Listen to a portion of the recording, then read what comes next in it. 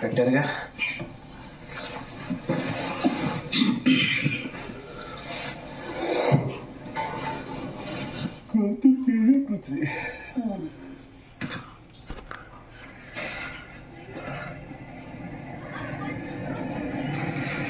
ఎట్లా డిసైడ్ చేసేది ఇప్పుడు? నేను ఫస్ట్ డే తేజని సెలెక్ట్ చేశాను.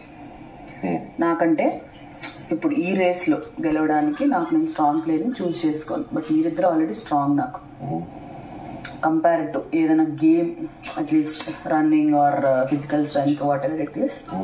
అలాంటివి వస్తే మీరిద్దరు స్ట్రాంగ్గా తేజని ఫస్ట్ నా స్వార్థం కోసం తనుంటే నేను గెలవచ్చన్న ఆప్షన్లో సెలెక్ట్ చేశాను. అండ్ ఫస్ట్ డే ఒక్కటే తనకు ఆడే ఛాన్స్ వచ్చింది. పృథ్వీకి సెకండ్ డే వచ్చింది, థర్డ్ డే వచ్చింది. గౌతమ్కి ఫస్ట్ డే వచ్చింది, థర్డ్ డే వచ్చింది. ట్వైస్ ఇద్దరికి రెండు సార్లు ఛాన్స్ వచ్చింది ఆడడానికి. ఇప్పుడు ఆడినా కూడా తనకు గెలుస్తాడా లేదా అనేది సంబంధం లేదు. బట్ సెకండ్ ఛాన్స్ నాకు తేజకి ఇవ్వాలంతే ఆ పాయింట్లో అంతే.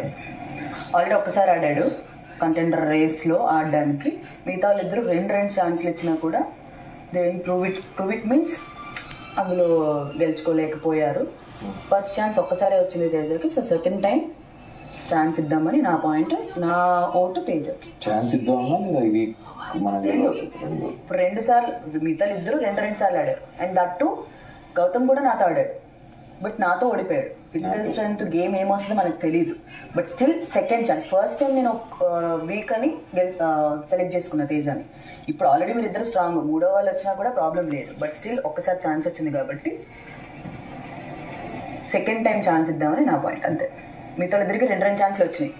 పృథ్వీ 2 times సెలెక్ట్ అయ్యాడు కంటెండర్ రేస్లో.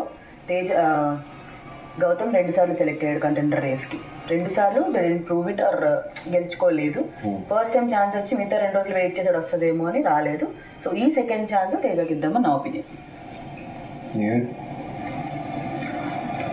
అదేం లేదురా, అదే ఛాన్స్ మనం డే 1 నుంచి ఫస్ట్ డే వచ్చినటువంటి అఖిల్ హారిక మళ్ళీ ఫస్ట్ వచ్చింది. అఖిల్ హారిక వచ్చారు.